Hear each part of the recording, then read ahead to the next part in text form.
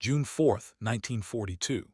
Dawn breaks over the Pacific as 248 Japanese aircraft descend on Midway Atoll. Zero fighters and dive bombers destroy everything in sight, while 4 Japanese carriers prepare to obliterate what's left of the U.S. Pacific Fleet after Pearl Harbor. But let's change one thing. Roaring off Midway's coral runway is something no one understands.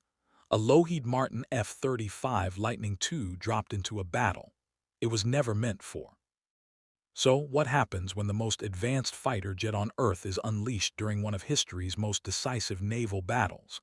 Can it single-handedly turn the tide of the Pacific War, or is it just one jet against 248 Japanese planes? Let's start by looking at what we just sent back to the 40s. The F-35 looks like the angriest triangle possible, wrapped it in radar-absorbing material that costs more than most people's houses. At 51 ft long, it's a flying contradiction. Massive yet invisible. It's got an APG-81 AESA radar that can spot a seagull from 80 m away. We're talking about sensors that see in every direction simultaneously, and 6 infrared cameras that give the pilot full 360 vision through his helmet display. He can literally look through the floor or lock missiles onto targets behind him. The star of the show is 4 AIM-1 120 AM RAM missiles tucked inside its belly. These fly at Mach 4 and can delete aircraft from 30 miles away.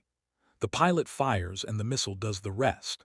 For close encounters, there's the 25 MGAU 22A cannon, a 4-barrel monster that fires shells the size of Red Bull cans at 3,300 rounds per minute.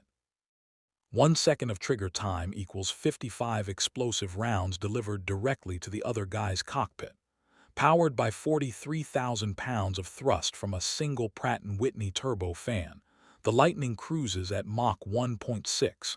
That's 1,200 mph, hence the name Lightning. The fastest Zero fighter reaches a measly 331 mph. The F-35 can also climb to 50,000 ft. 1942 pilots would need pressure suits just to chase it to 33,000 ft. And that's on a perfect day with a tailwind and a prayer. But even then, Admiral Nagumo's strike force isn't going down easy. Before we see why, huge thanks to today's sponsor, War Thunder. War Thunder is the most comprehensive vehicle combat game ever made. Completely free to play on PC, PlayStation, Xbox, and mobile. You can command over 2,500 tanks, planes, helicopters, and ships from 10 major nations. From biplanes and armored cars of the 1920s to modern fighter jets and main battle tanks. And every vehicle is modeled with accurate engines, ammo, and crew. The detail here is kind of insane. And it's not just because it looks amazing, which it does, but it's also so that when something gets hit, the game actually shows you what happened inside. The X-ray view shows exactly where the shell punched through and what blew up. It's equal parts brutal and satisfying. You can pick your play style, arcade for chaos, realistic for balance, or simulator if you hate yourself. You can also deck your machines out with authentic camouflages and decorations. It runs smoothly on the door engine too, so it looks incredible even on lower-end PCs. And the best part is you can play War Thunder now for free using my links in the pinned comment or video description. New players and returning players who haven't played in 6 months on PC or consoles will get a massive bonus pack that includes multiple premium vehicles, the exclusive Decorator, Eagle of Valor, 100,000 Silver Lions, and 7 days of premium account time, but it's available for a limited time only. So click the links below, choose your platform, and join 95 million other players in commanding the most powerful war machines ever built for free in War Thunder. Back to Midway. Admiral Nagumo brought his team, 4 fleet carriers that just spent 6 months bullying America. Akagi, Kaga, Soryu, and Hiyu. Floating cities of death carrying 248 aircraft flown by the best pilots Japan ever produced. These aren't rookies.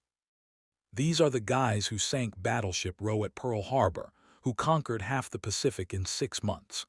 Their Mitsubishi Zeros are the terror of 1942. Agile, long-ranged, flown by samurai of the sky who have been training since the 1930s.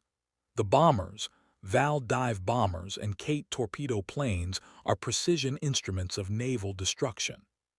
Supporting them are battleships with guns that throw shells the weight of cars, cruisers bristling with anti-aircraft weapons, and submarines lurking beneath like sharks. But here's their fatal flaw. They fight with their eyes, visual spotting. There's no radar worth mentioning, and radio communication is primitive. Their longest range weapon is a torpedo that travels 40 mph, for 30 hours. The first wave launches from Japanese carriers, 108 aircraft in perfect formation. Zeros weaving protective patterns around bomb-laden Kates and bows. At 75 mi, the F-35's radar plots every single aircraft on radar. The pilot sees their altitude, speed, and heading. The computer suggests optimal firing solutions while the pilot watches. The first AM drops from the internal bay and bolts from 0 to Mach 4 in seconds. The missile's brain locks onto a Kate torpedo bomber, and its fate is sealed. 20 mi out, the Japanese formation flies on oblivious. At 15 mi, still nothing. At 5 mi, there's a glint of metal in the sunrise right before impact. 1 second it's there, the next, it's raining into the ocean. 3 more AMRAAMs streak out in rapid succession, and 3 more aircraft cease to exist. There's no warning, no enemy in sight, just death arriving at 4 times the speed of sound. Panic ripples through the formation. Zeros break formation, hunting frantically for an enemy that's still 50 mi away. Some dive for the deck, others climb, both pointless. By the time the survivors reach Midway, 30 aircraft are missing. The remaining pilots are so rattled they drop their bombs early and flee. Most miss the island entirely. The few that hit do minimal damage. Back on Akagi, Admiral Nagumo receives reports that sounds like ghost stories. Planes exploding without cause. An invisible enemy. Pilots swearing they're fighting phantoms. He does what any reasonable admiral would do. Assumes his pilots are cowards and orders the second wave immediately. All 170 remaining aircraft. Every Zero, every bomber, everything that can fly. The F-35 climbs to 45,000 ft, invisible to every sensor in 1942, and where the pilot can watch the second wave mass over the Japanese fleet. The 25 cannon comes to life at 3,300 rounds per minute. A Zero, attempting to intercept, simply stops existing from the cockpit forward. The F-35 pulls 9 Gs climbing away, leaving the Japanese formation scattered like startled pigeons. But now comes the real prize, the carriers. The F-35 sensors locate the Japanese fleet 200 m northwest of Midway. 4 carriers in a box formation surrounded by escorts. The pilot switches to his GBU-30, one jams 2. 000 LBGPSG guided bombs that can hit a parked car from 40,000 ft. He designates Akagi and Kaga, the 2 largest carriers, and picks the impact points dead center of their flight decks right above the aviation fuel storage. The bombs drop, 3 minutes to impact, and the F-35 is already heading for carriers 3 and 4. On Akagi's bridge, lookouts spot 2 black dots falling from an empty sky. Between the time they're spotted and the time they make contact, troops don't even have time to aim their guns skywards. The explosion doesn't just damage Akagi, it breaks her spine. The 2000 LB warhead punches through the flight deck, through the hangar deck, and detonates in the fuel bunkers. The carrier becomes a volcano of flame and shrapnel, while secondary explosions from armed aircraft cook off in the blaze. Kaga suffers the same fate 5 seconds later. 2 carriers, pride of the Japanese Navy, are dying from wounds delivered by an enemy they never saw. The F-35 drops 2 more JD dams on Soryu and Huru, but his ammunition is running low. Just the cannon and 2 AMs are left.